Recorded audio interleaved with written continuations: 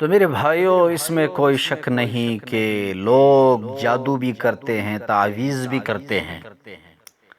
اور ناجائز جادو، ناجائز تعویذات بھی کرتے ہیں، اس میں کوئی شک نہیں۔ اور جس کی وجہ سے لوگ بڑی تکلیف میں ہوتے ہیں، کہیں جادو جس چیز پہ کیا اس کو دفن کر دیا، کہیں تعویذات، غلط تعویذات جس پر کی اس کو دفن کر دی، تو ان کو نکالنا، ان کو ختم کرنا بہت بڑا مسئلہ ہے۔ جب تک ان تعویذات اور جادو کو ختم نہ کیا ہو تو بیماری جڑ سے اکڑ نہیں سکتی۔ جیسے آپ کو میں ایک مثال دوں، رسول اللہ صلی اللہ علیہ وسلم پر ایک یہودی عورت نے جادو کیا تھا، تو رسول اللہ صلی اللہ علیہ وسلم کی طبیعت ایسی ہو گئی تھی کہ ایک کام رسول اللہ صلی اللہ علیہ وسلم نے نہیں کیا ہوتا تو رسول اللہ صلی اللہ علیہ وسلم کہتے وہ کام میں نے کر لیا۔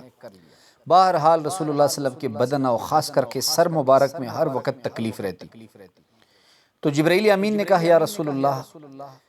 فلانی یہودی عورت نے آپ پہ جادو کیا ہے، اور وہ جادو جس چیز سے کیا گیا ہے وہ فلانی کنویں میں ہے، تو آپ صحابہ کو کہہ کر وہاں سے اس کو نکال لیں تو آپ کی بیماری ختم ہو جائے گی۔ تو صحابہ کرام رضی اللہ عنہم اجمعین وہاں گئے، ایک کنواں، اس میں پانی، تو اس عورت نے سوئیاں جو ہیں وہ لکڑی میں ڈال کر جو ہے، اور یہ بالوں، جو سر کے بال ہوتے ہیں،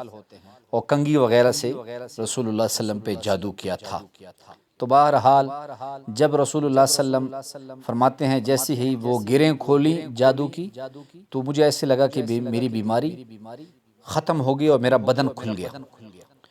تو جب یہ ہٹتی ہیں، یہ چیزیں ختم ہوتی ہیں، تو بیماری جو ہے وہ ختم ہو جاتی ہے۔ تو آج آپ کو ایک ایسا عمل بتانے جا رہا ہوں کہ یہ دفن شدہ جادو اور تعویذات جہاں بھی ہوں وہ اللہ رب العزت کے فضل و کرم سے ختم ہو جائیں گے۔ تو آپ نے کیا کام کرنا ہے، صبح اور شام کو اول و آخر 3 مرتبہ درود شریف پڑھنا ہے، پھر آپ نے سورۃ التکویر، اذا الشمس کورت،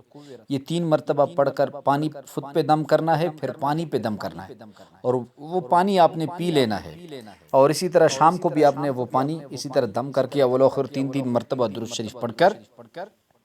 اس پانی کو آپ نے پی لینا ہے۔ 7 دن تک آپ نے یہ عمل کرنا ہے انشاءاللہ۔ جس جگہ بھی آپ پر جادو یا کوئی عمل جو آپ پہ کیا ہو، جس سے آپ کے بدن میں ہر وقت تکلیف، دل میں ہر وقت تکلیف، تو اللہ رب العزت اس مسئلے سے آپ کو نجات عطا فرمائیں گے۔